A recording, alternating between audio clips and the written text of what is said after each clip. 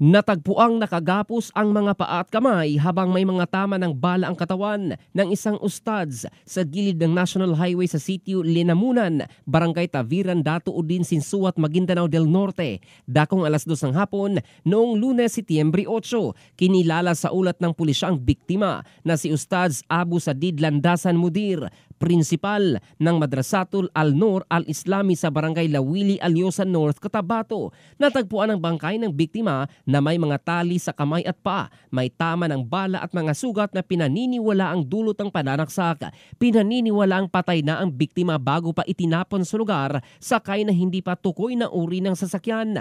Ayon sa kanyang kasamahan sa paaralan, kilala ang biktima bilang mabait at respetadong ustads, kaya't pala isipan sa kanila kung bakit ganito katindi ang galit ng mga salarin. Agad namang inilibing ng kanyang mga kaanak ang katawan ng nasabing biktima. Habang patuloy ang ginagawang masusing investigasyon ng pulisya, naulila ni Ustads Mudir ang kanyang asawa, mga anak at ang kambal nito.